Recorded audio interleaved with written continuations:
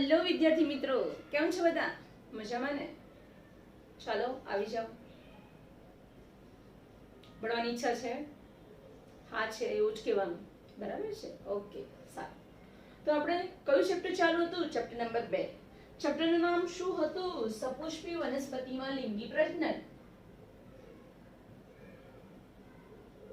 વનસ્પતિઓમાં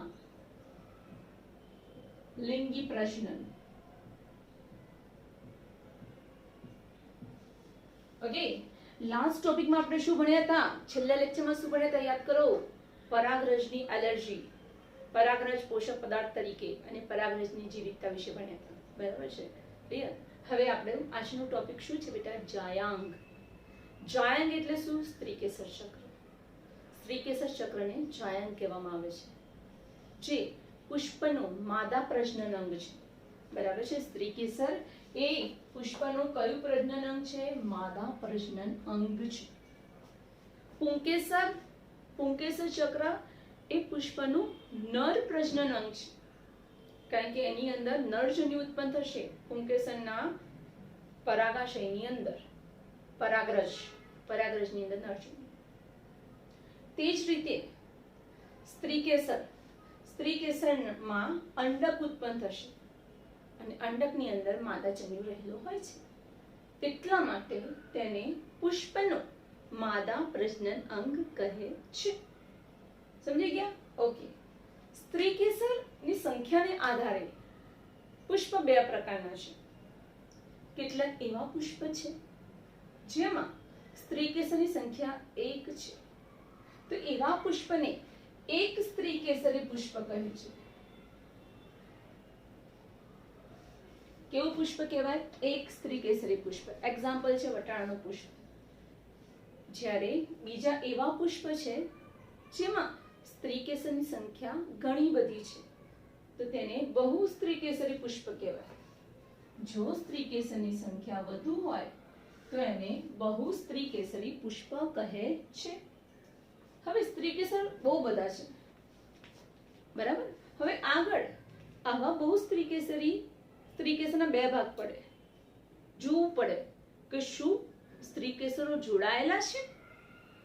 જો પુષ્પમાં રહેલા બધા સ્ત્રીકેસરો જોડાયેલા હોય તો એને યુક્ત બહુ સ્ત્રીકેસરી પુષ્પ કહેવામાં આવે છે. આપણી બુકની અંદર કેવી રીતે લખેલું છે? બહુ સ્ત્રીકેસરી યુક્ત પુષ્પ. બરાબર છે? ક્લિયર? યુક્ત એટલે જોડાયેલા. ઘણા બધા સ્ત્રીકેસર છે, એકબીજા સાથે જોડાયેલા છે. ક્લિયર? તો એને યુક્ત બહુ સ્ત્રીકેસરી સ્ત્રીકેસર ચક્ર કહે છે. નીટની પરીક્ષામાં અને બોર્ડની પરીક્ષામાં એના એક્ઝામ્પલ, ઉદાહરણ બહુ જ પૂછાય છે. શું જવાબ આવે? અફીણ, પાપાવર. બરાબર છે? યુક્ત બહુ સ્ત્રીકેસરની આકૃતિ આપણી ચોપડીમાં એનસીઈઆરટીમાં આપેલી છે. આકૃતિ જોવી.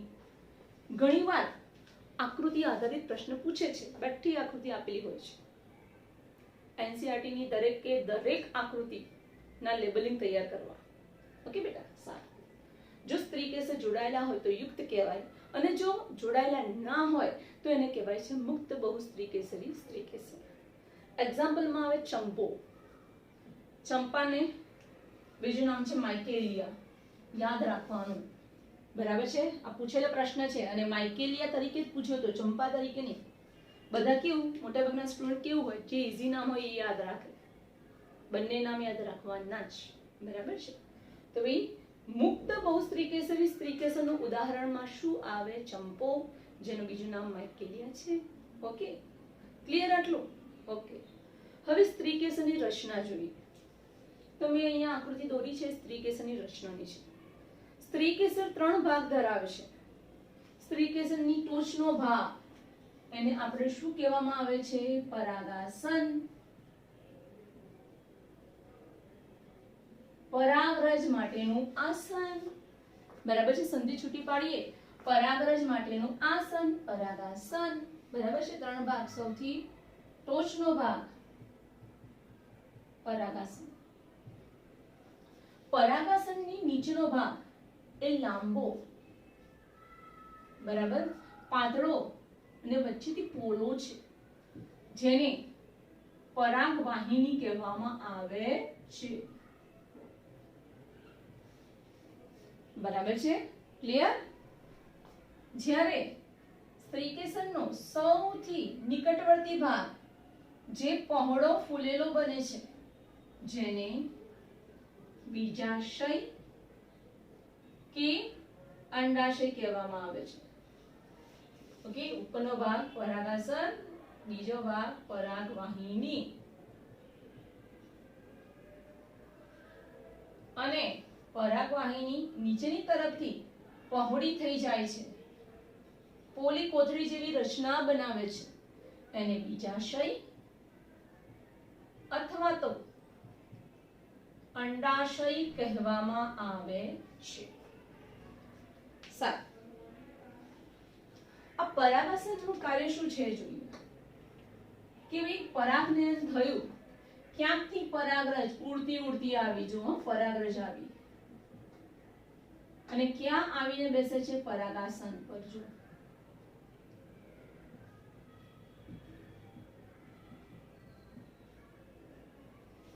બરાબર છે કે ભાઈ પરાગાસન એ કેવું છે? અહીંયાથી દ્વિશાખી છે. જો ઓકે, પરાગાસન કેવું હોય છે? દ્વિશાખી. ઉપરથી કોના માટેનું સ્થાન છે? તે પરાગરજ માટેનું ગ્રાહી સ્થાન છે.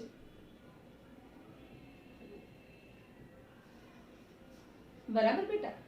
પરાગાસનની નીચે લાંબો પાતળો અને વચ્ચેથી પોલો નલિકામય રચના છે જેને પરાગવાહિની કહેવાય. બરાબર છે? તે પ્રજનનમાં ભાગ લેતી નથી, એટલે એને કયો ભાગ કહેવાય છે? વંધ્ય ભાગ. નીટના એમસીક્યુ માં અથવા તો બોર્ડના એમસીક્યુ માં પૂછી શકે સ્ત્રીકેસરનો વંધ્ય ભાગ કયો, તો જવાબમાં શું આવે? પરાગવાહિની. સમજ પડી ગઈ? ક્લિયર? સારું.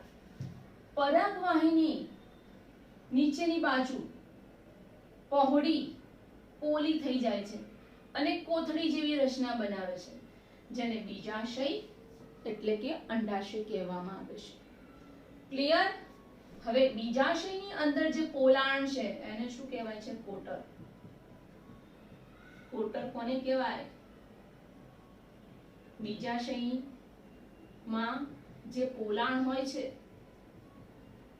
એને કોટર કહે છે. બરાબર છે? અને કોટરમાં એક સ્થાનેથી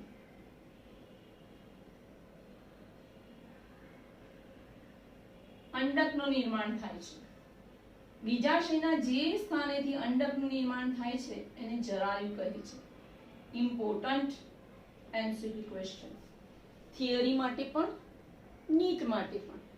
જરાયુની વ્યાખ્યા લખું છું. બીજાશયમાં જે સ્થાનેથી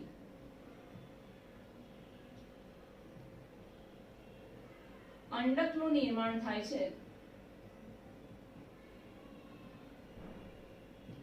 તેને જરાયુ કહે છે. સમજ પડી? ક્લિયર? આ તમને જે રચના દેખાય છે એને અંડક કહેવાય. અંડકને બીજા કયા નામે ઓળખાય છે? Most important question. મહાબીજાણુધાની. અંડકનું બીજું નામ છે મહાબીજાણુધાની. ક્લિયર? ઓકે, સમજી ગયા? આ મેં સ્ત્રી કેસરના ભાગો વિશે વર્ણન કર્યું કે સ્ત્રી કેસરનો ટોચનો ભાગ દ્વિશાખી છે જેને પરાગાસન કહે છે. તે પરાગરજ માટેનું ગ્રાહી સ્થાન છે. પરાગાસનની નીચે આવેલો લાંબો પાતળો અને પોળો નલિકામય ભાગ છે જેને પરાગવાહિની કહે છે, જેને સ્ત્રી કેસરનો વંધ્ય ભાગ કહેવાય છે. જ્યારે પરાગવાહિનીનો નીચેનો છેડો પહોળો થઈ જાય છે અને પોલી કોથળી જેવી રચના બનાવે છે જેને બીજાશય એટલે કે અંડાશય કહેવામાં આવે છે. બરાબર? બીજાશયમાં જે પોલાણ આવેલું છે તેને શું કહેવામાં આવે છે? કોટર. કોટરમાં શું આવેલા છે? અંડક આવેલું હોય છે. જરાયુ એટલે શું? બીજાશયમાં જે સ્થાનેથી અંડકનું નિર્માણ થાય છે એ સ્થાનને જરાયુ કહે છે. ખબર પડી? હવે બીજો પોઈન્ટ આવ્યો કે ભાઈ બીજાશયમાં અંડકની સંખ્યા એક હોઈ શકે કાં તો વધુ હોઈ શકે. બીજાશયમાં અંડકની સંખ્યા એક પણ હોઈ શકે અને વધુ પણ હોઈ શકે. એકથી વધારે પણ અંડકો આવેલા હોય. કઈ વનસ્પતિમાં આ નીટના એમસીક્યુ પૂછાયેલો છે.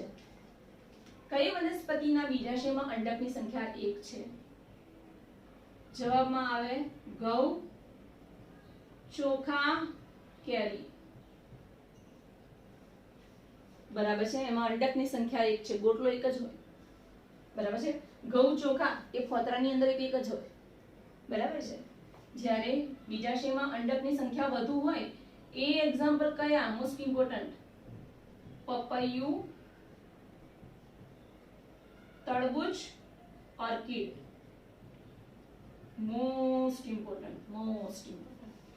બરાબર છે. પપૈયું, તરબૂચ અને ઓર્કિડ એમાં બીજની સંખ્યા ઘણી બધી હોય છે. બરાબર છે. ક્લિયર? તો આજે આપણે શું ભણ્યા બેટા? સ્ત્રીકેસર છે, જેને જાયન કહેવાય છે. મોસ્ટ ઇમ્પોર્ટન્ટ એમસીક્યુ ક્વેશ્ચન આ આપણે ભણ્યા હમણાં કે બીજાશયમાં અંડકની સંખ્યા એક. જવાબ ઘઉં, ચોખા, કેરી. ઘણી બધી. જવાબ પપૈયું, તરબૂચ અને ઓર્કિડ. હે ને બેટા? બહુ મસ્ત પ્રશ્ન હતો. બધી જ રીતે મોસ્ટ ઇમ્પોર્ટન્ટ. બરાબર છે. 2 વાર લખી દો, 3 વાર વાંચી જાઓ, પછી એમસીક્યુ સોલ્વ કરતો. હે ને બેટા? મસ્ત પ્રશ્ન છે. આઈ એમ ક્વેશ્ચન. ઓકે,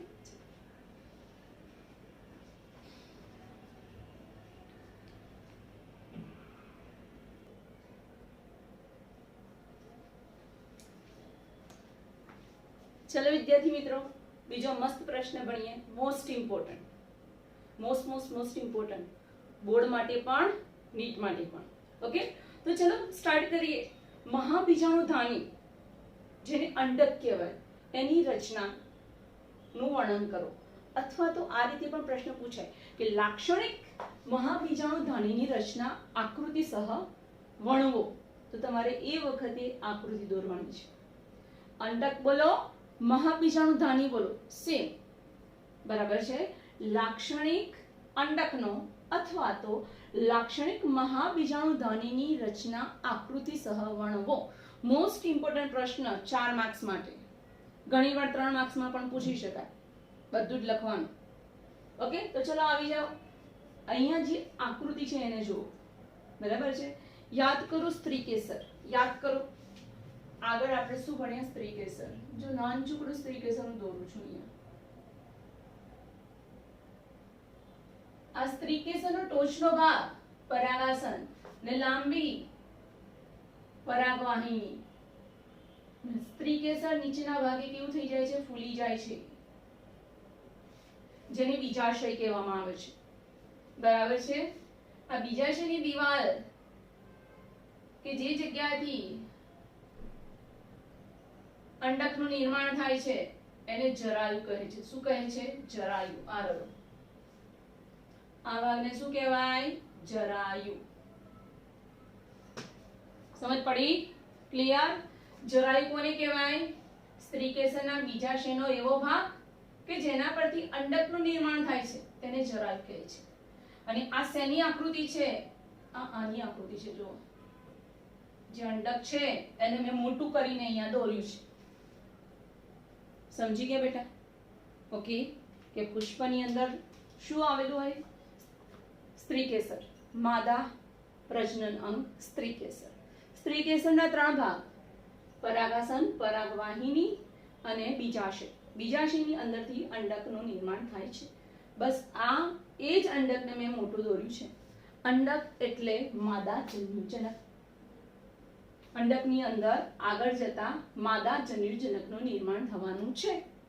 અંડકને મહાબીજાણુધાની કહેવામાં આવે છે. અંડક એટલે મહાબીજાણુધાની. બરાબર છે? ક્લિયર? ધ્યાન રાખજો.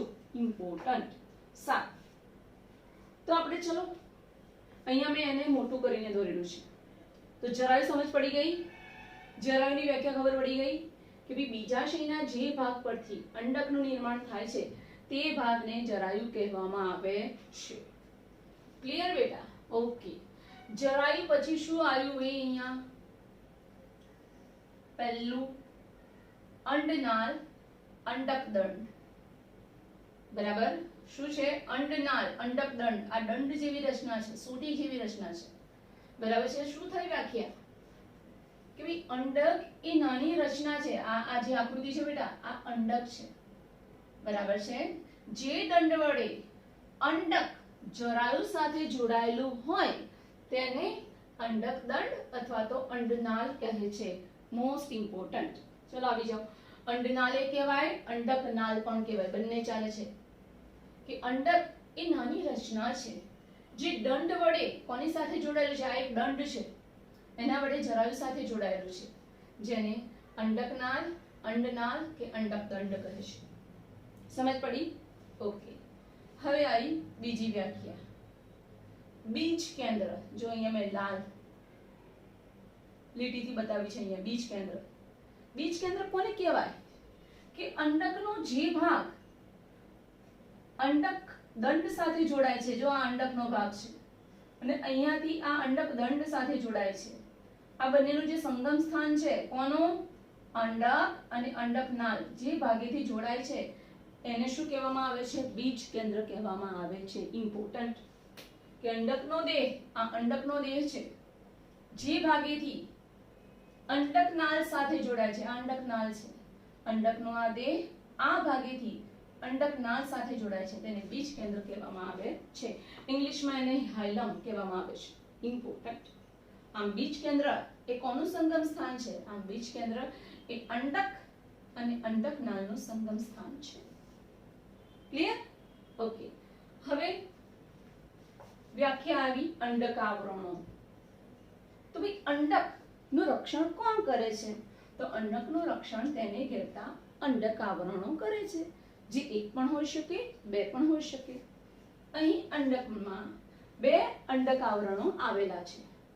બહારની તરફ આવેલા અંડકાવરણને બાહ્ય અંડકાવરણ કહે છે, જ્યારે અંદર તરફ આવેલા આવરણને અંતઃ અંડકાવરણ કહેવામાં આવે છે.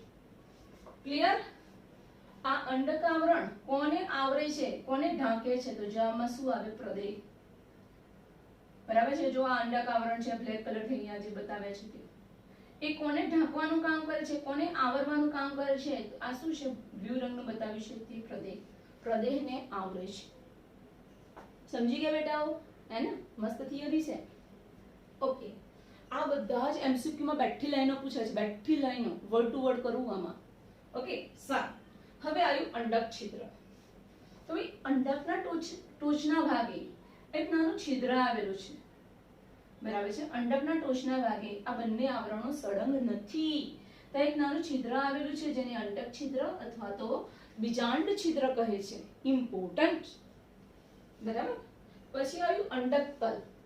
કોને કહેવાય બેટા અંડક તલ? તો અંડક છિદ્રના સામે આવેલા ભાગને બીજાંડ તલ અથવા તો અંડક તલ કહે છે. બંને નામ ચાલે. કે અંડક છિદ્રના સામે આવેલા ભાગને અંડક તલ અથવા તો બીજાંડ તલ કહે છે. અંડક છિદ્ર છે એની સામેનો ભાગ અંડક તલ, બીજાંડ છિદ્ર. નેક્સ્ટ પ્રદેહ. જો આ બ્લુ રંગના કોષોનો બનેલો જે પ્રદેશ છે એને પ્રદેહ કહેવાય.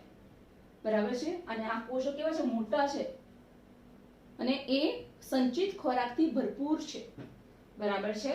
કે અંદર જે રચના બનવાની છે, ભ્રૂણપુટ બનવાનો છે, માદા જન્યુજનક બનવાની છે, અંદર જે અંડકોષ બનવાનો છે, માદાજન્ય બનવાનો છે, એને પોષણ કોણ પૂરું પાડે? પ્રદેહના કોષો. Most important, most important. ચલો આવી જાઓ બચ્ચા અમારા. પ્રદેહ કે અંડક આવરણથી ઘેરાયેલા. પ્રદેહ કોનાથી ઘેરાયેલો છે? અંડક આવરણથી ઘેરાયેલો કોષોનો સમૂહ અને પ્રદેહ કહે છે. તે વિપુલ માત્રામાં સંચિત ખોરાક ધરાવે છે. અંદર બહુ જ મોટા જથ્થામાં ખોરાકનો સંગ્રહ થયેલો હોય છે, જે વિકસતા ભ્રૂણપુટને પોષણ પૂરું પાડે છે. Most important. જો અંડકમાં પ્રદેહ ના હોય તો શું થાય? ભ્રૂણપુટનો વિકાસ થશે નહીં, કારણ કે ભ્રૂણપૂટના વિકાસ માટે ખોરાક જોઈએ. આ કોઈ ચોપડીમાં નથી લખ્યું, એનસીઈઆરટીમાં પણ નથી લખ્યું. આ લોજિકલ ક્વેશ્ચન છે જે નીટમાં પૂછાય છે. હું એનસીઈઆરટીના આધારિત નીટ એમસીક્યુનું ડિસ્કશન કરું છું. બરાબર છે. બીજું, અંડકમાં પ્રદેહનો અભાવ હોય તો નીચે પૈકી કઈ પ્રક્રિયા અવરોધાય? બરાબર. જો અંડકમાં પ્રદેહ ના હોય તો સંચિત ખોરાક હોય નહીં, અને આ સંચિત ખોરાક એ ભ્રૂણપૂટના વિકાસ માટે, માદા જન્યુજનકના વિકાસ માટે, અંદર જે અંડકોષ બનવાનો છે એના વિકાસ માટે ખૂબ જ જરૂરી છે, ઇમ્પોર્ટન્ટ. ઓકે, સારું. આવી જાઓ બેટા. હવે આવ્યું ભ્રૂણપૂટ, જેને માદા જન્યુજનક કહેવાય, જેની અંદર માદા જન્યુનું નિર્માણ થવાનું છે, અંડકોષનું નિર્માણ થવાનું છે. જો આ ભ્રૂણપૂટ છે, બરાબર છે. આના પછીની થિયરી ભ્રૂણપૂટની જ આવશે, ત્યારે આ દરેક કોષો વિશે હું તમને ડિટેલમાં સમજાવીશ. બરાબર છે? ક્લિયર? ઓકે, સારું. તો ભાઈ ભ્રૂણપૂટની વ્યાખ્યા શું થાય કે ભાઈ પ્રદેહની અંદર, આ પ્રદેહ છે એની અંદર, બરાબર, અંદરની તરફ આવેલો હોય છે પણ ભ્રૂણપૂટ. સામાન્ય રીતે આ ભ્રૂણપૂટનું નિર્માણ શેમાંથી થાય છે? મહાબીજાણુમાંથી. ઇમ્પોર્ટન્ટ. સામાન્ય રીતે અંડકમાં એક મહાબીજાણુમાંથી એક ભ્રૂણપૂટનું નિર્માણ થાય છે. સમજ પડી? એક મહાબીજાણુમાંથી એક ભ્રૂણપૂટનું નિર્માણ થાય છે. સમજ પડી? ક્લિયર? આપણી બુકની અંદર આકૃતિ આપેલી છે, એની અંદર આવી રચના દોરી નથી, એમાં સાદો કોષ દોરેલું છે અને એવું લખેલું છે મહાબીજાણુ. શું લખેલું છે? મહાબીજાણુ. અને એ મહાબીજાણુનું વિભાજન થતા થતા આવા કોષની રચના બને છે, જેને આપણે શું કહીએ છીએ? ભ્રૂણપૂટ કહીએ છીએ, માદા જન્યુજનક. આપણી જે નેક્સ્ટ થિયરી છે એ ભ્રૂણપૂટ, એમાં આનું તમારી સાથે વિસ્તૃત વર્ણન કરીશું. ક્લિયર? તો કેવી મસ્ત મજાની થિયરી હતી મહાબીજાણુધાની અંડકની રચના. ક્લિયર? મોસ્ટ ઇમ્પોર્ટન્ટ એમસીક્યુની દ્રષ્ટિએ, નીટ એમસીક્યુની દ્રષ્ટિએ અને થિયરીની દ્રષ્ટિએ પણ આકૃતિ પણ કરવાની જ, 3-3, 5-5 વાર દોરવાની, જ્યાં સુધી આવડે ને ત્યાં સુધી. ઓકે, 2 થી 3 વાર વિડીયો જુઓ, 2 વાર લખો અને મસ્ત મજાનું તૈયારી કરો. એમસીક્યુ સોલ્વ કરો, આવડશે જ. ઓકે બેટા, ઓલ ધ બેસ્ટ.